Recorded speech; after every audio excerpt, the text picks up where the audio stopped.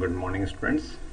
Today I am starting a new topic of first chapter, that is memory of computer, and it is very important to know about the memory, because for every small piece of work we need memory. Anything we want to do on computers, first thing which we require is a memory. So inside the computer there are different storage areas. Storage area where we can store the data or informations in computer for temporary or permanently. This storage area is known as the memory of the computer. तो basic जो definition है तो storage locations को हम memory locations बोलेंगे, memory of computer बोलेंगे. Computer memory can be classified into two categories. Number one, primary memory, and the second one is secondary memory. Primary memory basically volatile memory है और secondary memory is the non-volatile memory. Volatile means जिसमें data तभी तक store होता है as long as computer has power or battery. And secondary memory we generally use for permanent storage. ये क्यों बनाया गया है? क्योंकि हम सेकेंडरी मेमोरी में डायरेक्ट काम वर्क नहीं कर सकते हैं. ऐसा नहीं है कि हम डायरेक्टली हार्ड डिस्क में काम करें. फर्स्ट, क्योंकि जो सेकेंडरी स्टोरेज होता है वो स्लो होता है and primary memory is a very fast. दोनों डिफरेंट मेमोरी के जो बनने का जो कंसेप्ट है वो थोड़ा डिफरेंट है. ये सेमीकंडक्टर मेमोरीज के नाम से भी जान जाती हैं. तो ये जो मेमोरीज होती हैं ये वेरी फास्ट और थोड़े कॉस्टली भी होती हैं, प्राइमरी मेमोरी. और सेकेंडरी मेमोरी स्लो हैं, लेकिन as compare to primary memory it is very cheap. तो जब भी हमें कोई वर्क करना होता है तो first we need data to be read from secondary storage and it transfer to the primary memory. Means जो आपका डेटा है डायरेक्टली हम स्टोर हार्ड डिस्क में या पेन ड्राइव में या कोई भी जो भी ऐसी डिवाइस है जहां पर डेटा आपका स्टोर्ड है can not be stored, can not be read. First it comes to primary memory, उसको पहले प्राइमरी मेमोरी में लाना पड़ेगा. अब प्राइमरी मेमोरी को हम थोड़ा सा और डिटेल में स्टडी करते हैं. Primary memory it is also called the main memory और इंटरनल. इसके कई नाम है. हम जो प्रोग्रामिंग करेंगे तो प्रोग्रामिंग में इस वर्ड को हम बहुत बार यूज करेंगे, मेन मेमोरी और इंटरनल मेमोरी, क्योंकि जो भी हम डेटा स्टोर करते हैं इनिशियल वर्क हमारा प्राइमरी मेमोरी में होता है. It stores the data for processing and the program instructions. ठीक है, डेटा को स्टोर करने के साथ प्रोसेसिंग करेगा और प्रोग्राम इंस्ट्रक्शंस जो होते हैं, जो कमांड्स हम देते हैं, उन कमांड्स को ये कौन स्टोर करके रखता है? Primary memory. It is also the immediate access memory, it is a temporary memory and the limited capacity. इसको लिमिटेड या टेम्पररी मेमोरी इसलिए बोला है क्योंकि हर बार इसमें परमानेंटली कोई भी चीज स्टोर नहीं होती है. It means whenever we start the computer we have full memory of computer RAM. Means कोई भी उसका कोई भी पार्ट हमने यूज नहीं किया होता है when we start. But once it started, धीरे धीरे ये बढ़ती जाती है. इसमें जो भी इंस्ट्रक्शंस होते हैं वो इसके अंदर स्टोर होते रहते हैं. आप उसको एक बार रिफ्रेश करते हैं कई बार हम, तो रिफ्रेश करने से भी वो मेमोरी आपकी रैम रिलीज कर देता है ऑपरेटिंग सिस्टम को. Functions of primary memory, it holds the OS. OS means operating system है. OS कई बार हम वर्ड यूज करेंगे तो operating system. It holds the operating system instructions while the computer is booting. जब कंप्यूटर स्टार्ट होता है तो सब उस समय भी प्राइमरी मेमोरी का फंक्शन होता है कि वो कंप्यूटर से कुछ डेटा, रैम से या रोम से कुछ डेटा लेके आए. जो उसमें इंस्ट्रक्शंस लिखे होते हैं उन्हीं इंस्ट्रक्शंस को फॉलो करता है. It is temporarily holds the input instructions from the input device while the data is being input and processed. It stores the result temporarily until they transfer to the respective output device.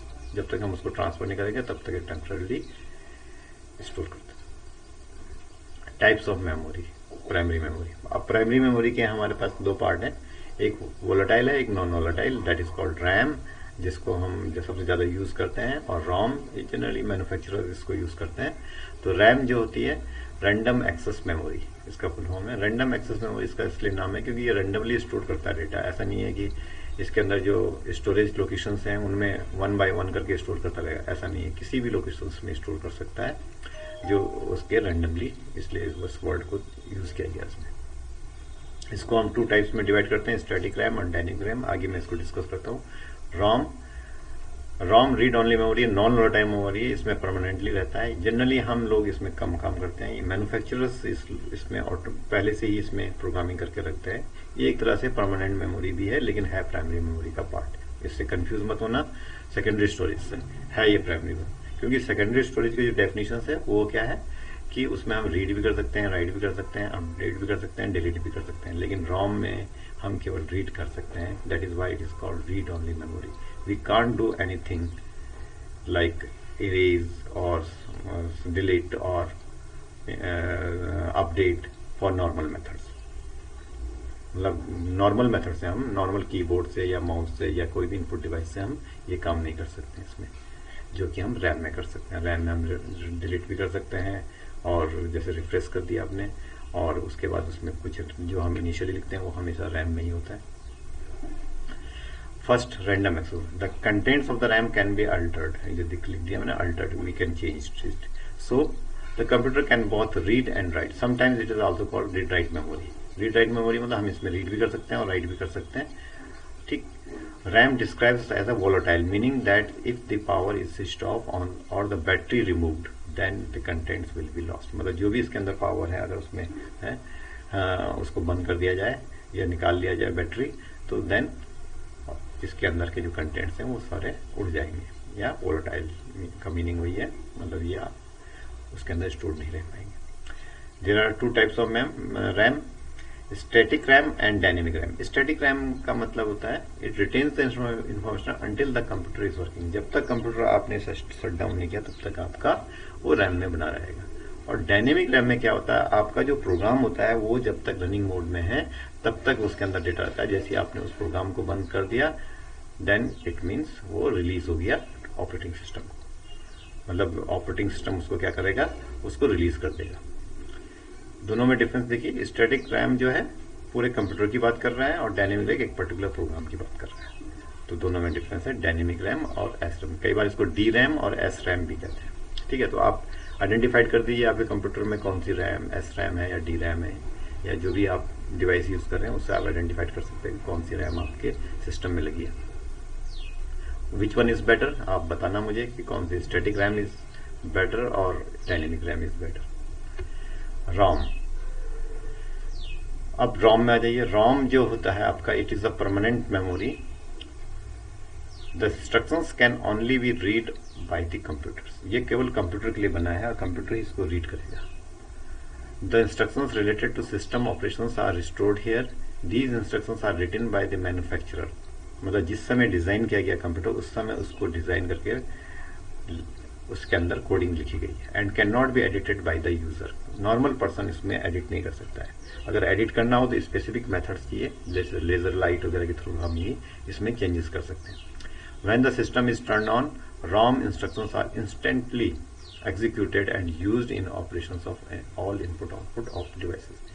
क्या meaning है, जब हम computer start करते हैं तो सबसे पहले एक वर्ड आता है बायोस, नीचे मैंने डिस्क्राइब किया है, basic input output device system. ये चेक करता है कि क्या इसके अंदर ये जो इंस्ट्रक्शंस लिखे होते हैं, क्योंकि रैम जो होती है उसके अंदर तो डेटा स्टोर होता नहीं है, तो ROM एक ऐसा पार्ट बनाया गया है जो रैम, जो प्राइमरी मेमोरी का ही पार्ट है, जिसमें कुछ इंस्ट्रक्शंस परमानेंटली लिख दिए गए हैं। किस मेथड से, कुछ ये प्रोग्रामिंग हमने टाइपिंग से नहीं किया, बल्कि एक स्पेसिफिक मेथड होते हैं, लेजर बीम के थ्रू एक चिप के ऊपर हम लिख देते हैं what to do when user press the power button of computer, what to do next, मतलब कंप्यूटर को क्या करना है। तो ये इंस्ट्रक्शंस कहाँ लिखे होते हैं, ROM में। तो ROM सबसे पहले एक्टिवेट होता है, फिर ROM जो है उसमें इंस्ट्रक्शंस में देखता है कि व्हाट टू स्टार्ट, कौन सा ऑपरेटिंग सिस्टम इसमें इंस्टॉल्ड है, वेदर द कीबोर्ड और mouse attach to with me और नॉट। विद मी मतलब कंप्यूटर के साथ अटैच है या नहीं है, या कोई प्रॉब्लम है तो उसको वो मैसेज फ्लैश आउट करेगा। तो ये सारा इंस्ट्रक्शंस और कोडिंग कहाँ लिखा होता है, ROM में। और ये ROM का हमने डायग्राम में दिखाया है, तो अब आपको डायग्राम बनाने की जरूरत नहीं है, मैंने खाली आपके इन्फॉर्मेशन के लिए बनाया कि किस तरह से ROM होता है।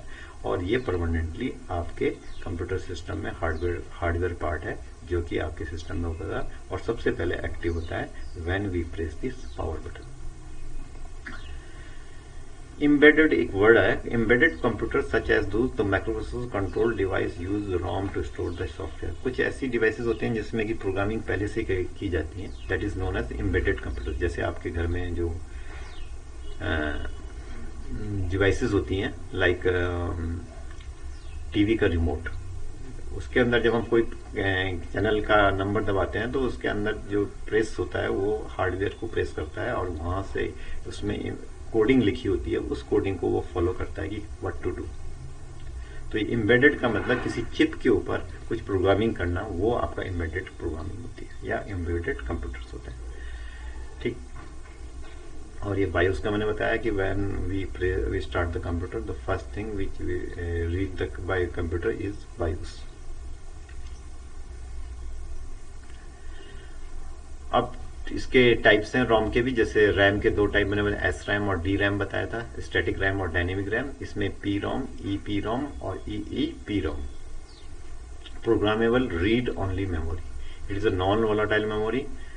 दोनों में डिफरेंस देखना, रैम वोलाटाइल है और ये ROM non volatile. Instructions can be written once by the programmer and then subsequently read, एक बार लिख दिए जाते हैं उसके बाद उसको रीड करता है। ई पी रोम में इरेजेबल भी किया जा सकता है, लेकिन अभी हमने जैसे बताया इसमें हम कोई राइट नहीं कर पाते हैं, लेकिन ये जो अल्ट्रा वायलेट लाइट के थ्रू ही इसमें लिखा जा सकता है। It is an improvement over P ROM chip. Instructions can be rewritten by the programmer using special techniques. तो ये स्पेशल टेक्निक्स हैं, इसके थ्रू ही हम लिख सकते हैं। Instructions are erased using UV light. जो इरेजिंग होगी वो क्या है, अल्ट्रा वायलेट लाइट के थ्रू ही इसमें इरेज की जा सकती हैं instructions. To change the instructions the chip has to be removed from the machine and put back after the changes have been made. EEPROM, electronic erasable programmable read only memory. It is the advancement of above chip and the chip need not to taken out from the machine. Instead of programming is done using software. आजकल आपने देखा होगा, कई बार आपके system में भी आता होगा, अगर किसी ने ध्यान दिया हो, आपका बायोस अपडेट हो जाता है, तो वो सब इसी मेथड के थ्रू होते हैं, एक सॉफ्टवेयर के थ्रू होते हैं। Instead of programming is done using software. These chips are used to point of sale terminals to record the price related information and can be updated as and when needed. However, they are expensive compared to the normal ROM chip. तो ये तीन तरह के हमने इसमें ROM पढ़े। इसके अलावा दो कुछ रैम के पार्ट और भी हैं, कैश मेमोरी या कैचे मेमोरी, कई बार इसका प्रोनाउंसिएशन है। ये जो मेमोरी होती है ये सीपीयू के पास अपने होती है, क्योंकि जो रैम, देखो जनरली क्या होता है, जब कोई भी वर्क कंप्यूटर करता है तो वो सबसे पहले जो हम इंस्ट्रक्शंस लिखते हैं वो रैम में स्टोर होते हैं। फिर सीपीयू क्या करता है, बार बार उसको रैम में आना पड़ता है। तो कई बार क्या होता है कि हर बार उसके पास रैम में आने में टाइम लग जाता है। कुछ ऐसे काम होते हैं जैसे जिसमें कि बहुत ज़्यादा फ्रिक्वेंटली हम किसी चीज़ को यूज़ कर रहे हैं, देन क्या होता है, कैश मेमोरी, सीपीयू के पास भी कुछ थोड़ी सी मेमोरी होती है। तो सीपीयू सेंट्रल प्रोसेसिंग यूनिट है, उसके पास भी एक रजिस्टर होता है जिसको हम कैश मेमोरी बोलते हैं। वहाँ पर वो क्या करता है, कुछ अपनी कैलकुलेशंस या जो भी फास्ट अपने वर्क को फास्ट करने के लिए अपने पास अपनी मेमोरी को यूज करता है, उसको हम क्या कहेंगे, कैश मेमोरी। तो कैश मेमोरी बेसिकली क्या है, सीपीयू की अपनी मेमोरी है, अपना रजिस्टर है, जहां पर कि वो अपने वर्क को फास्ट करने के लिए उस मेमोरी के ब्लॉक्स को यूज करता है। तो cache memory small amount of a very fast memory that is built in to the CPU block of instructions and data that are in use by the CPU are copied from RAM into cache memory. RAM से उठा के वो cache memory में ले आएगा और उसके बाद उस पर वर्क करेगा। तो ये जो कैश मेमोरी है या कैचे मेमोरी है, ये आपका कहाँ पर है, सीपीयू की अपनी मेमोरी, इसमें ध्यान रखिए। इसमें ये भी रैम का ही एक पार्ट है, मतलब है बिल्कुल रैम की जो क्वालिटीज होती हैं वो सब होते हैं, लेकिन फास्ट और एक्सपेंसिव है। फ्लैश मेमोरी एक्चुअली रैम का भी, सेकेंडरी स्टोरेज का भी पार्ट है फ्लैश मेमोरी। बेसिकली जैसे पेन ड्राइव वगैरह को हम कई बार फ्लैश मेमोरी कहते हैं, उसी से रिलेटेड है। Flash memory is a special type of RAM that unlike the normal RAM is a non volatile, it does not need power supply to preserve the memory contents. ये मतलब इसलिए मैंने कहा सेकेंडरी स्टोरेज की तरह भी behave करता है, तो ये फ्लैश मेमोरी है। Flash memory can not be however replace RAM in a computer as read write speed are too slow, क्योंकि सेकेंडरी स्टोरेज में आपको मैंने बताया कि बहुत स्लो होती है speed. Flash memory can be describe solid state storage device because the contents of the non volatile and there are no moving parts. इसका साइज 1 GB से आजकल तो काफ़ी सारा आता है, 16 से 128 GB तक इसमें आता है। जैसे इसके एग्जांपल क्या है, जैसे आपका कैमरा है, कैमरा में जो SD मेमोरी होती है वो आपका डिजिटल कैमरास में, और आपके बहुत सारे माइक्रो SD कार्ड्स वगैरह स्मार्टफोन से यूज़ कर रहा है तो ये सब फ्लैश मेमोरी होती है।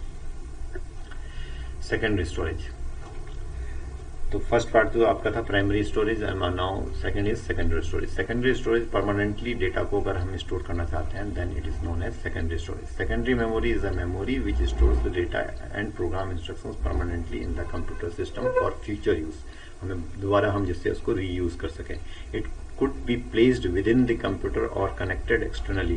Secondary memory is also called backing storage device or external devices. The storage capacity of the secondary memory is huge and it is a permanent in nature. It is also regularly updated. Huge का मतलब बहुत ज़्यादा difference होता है। अगर आपके system में RAM 4 GB है, 8 GB है, तो जो स्टोरेज कैपेसिटी होगी आपकी सेकेंडरी स्टोरेज की वो 1 TB तक होगी। तो देखो कितना डिफरेंस है, और इनकी प्राइस में इतना डिफरेंस नहीं आएगा जितना इनकी कैपेसिटी में डिफरेंस आ रहा है, उस हिसाब से प्राइस में नहीं आ रहा। तो it means secondary storage is आज लेस चीपर, मतलब आपका बहुत सस्ती है as compare to primary storage. Data from the secondary memory is transfer to the primary memory before execution. मैंने पहले ही बताया कि सेकेंडरी मेमोरी में आप डायरेक्टली वर्क नहीं कर पाएंगे, आपको पहले उसको, जैसे आप कोई फाइल ओपन करते हैं तो वो हार्ड डिस्क से उठा के हम कहाँ ले आते हैं, प्राइमरी मेमोरी, मतलब कंप्यूटर करता है काम।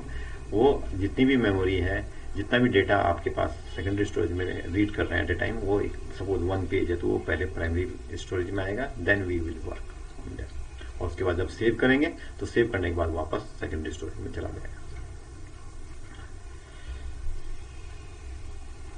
Types of secondary memory, magnetic tape है, मैग्नेटिक डिस्क है, मैग्नेटिक ड्रम है, MICR है, पहले ही बताया था, magnetic ink character reader, CD-ROMs, pen drives और भी हैं, लेकिन मैंने मोस्ट इंपॉर्टेंट जो ये है वो है, ये मैंने हार्ड डिस्क का एक डायग्राम शो किया है। इसके अंदर इस तरह से उसका एक डिस्क होती है, और एक्चुअली इसका डायग्राम ये है कि इसमें कई सारी डिस्क होती हैं, 1 2 3, और इसी में ये हेड होता है, जो ये हेड जिस पर्टिकुलर इस सेक्टर पे रीड कर रहा है सपोज, तो यहाँ पर होगा तो इसके कंटेंट्स को आपके स्क्रीन पे डिस्प्ले करेगा। तो इस तरह से डिवाइडेड होती है, और इसमें कई सेक्टर्स बने होंगे। अगर आप ध्यान से CD को देखें तो CD और हार्ड डिस्क एक जैसे ही है, उसके अंदर मतलब कई सारी है सीडीज लगी हैं हाई कैपेसिटी की, और ये सिंगल सीडीज है। हार्ड डिस्क, तो इसमें थोड़ा मैंने इनसे कंटेंट्स लिखे हैं, आप इनको नोट कर लीजिए। CD ड्राइव है, CD ड्राइव में 3 तरह से, कॉम्पैक्ट डिस्क, CD-ROM, रीड जिसमें केवल हम रीड कर सकते हैं, एक होता है जिसमें रीड के साथ हम रिकॉर्ड भी कर सकते हैं, एंड द थर्ड होता है CD-RW, रीड एंड राइट, दोनों अगर आपको काम करने हैं तो आपको रीराइटेबल CD है। ये आजकल बहुत कम हो गई हैं, उसका रीज़न क्या है, पेन ड्राइव या फ्लैश मेमोरीज के आने से इनकी इम्पोर्टेंस कम हो गई है।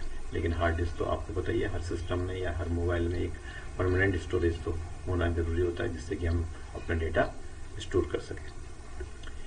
DVD CD की कैपेसिटी 700 MB तक होती थी, उसकी कैपेसिटी अब बढ़ाने के लिए फिर 4.3 GB की DVD आती है। तो DVD डिजिटल वीडियो डिस्प्ले या वर्साटाइल भी कहीं पर इसका फुल फॉर्म होता है। DVD आ रहा ऑप्टिकल डिवाइस, ये ऑप्टिकल का मतलब लाइट्स के थ्रू, जिसको जो हेड होता है वो लाइट एक लाइट के थ्रू अपने रिकॉर्ड्स को रीड करता है। Optical device that stores 15 times the data held in CDs, ठीक है, तो इसकी कैपेसिटी ज़्यादा होती है एज कम्पेयर टू CDs। इसमें भी उसी तरह से 3 पार्ट हैं, read only, recordable and rewritable. Pen drives का मैंने बताया था ऊपर। Pen drives are portable memory device that use the solid state memory rather than magnetic fields और laser record data. Blu ray disc ये नया है, ये ब्लू रे डिस्क की कैपेसिटी बहुत ज़्यादा था, 128 GB तक होती है। ये बिल्कुल दिखने में तो नॉर्मल DVD और CD की तरह होती है, लेकिन इसके रीड करने के लिए अलग से ड्राइव आती है, जिसके अंदर हम इसके अंदर high definition HD quality videos वगैरह, मल्टीमीडिया फील्ड, ये सब होते हैं। इसका शॉर्ट फॉर्म BD है। ये कई बार एग्जाम में आ भी जाता है, right a short notes on blue ray disc. तो this is all about primary memory and secondary memory. आज मैंने केवल मेमोरी को ही पार्ट लिया, कल दूसरा नेक्स्ट डे जो भी आपका चैप्टर होगा उसको कंटिन्यू करेंगे। इन सारे नोट्स को आप अपने नोटबुक में लिख लीजिए। Thank you.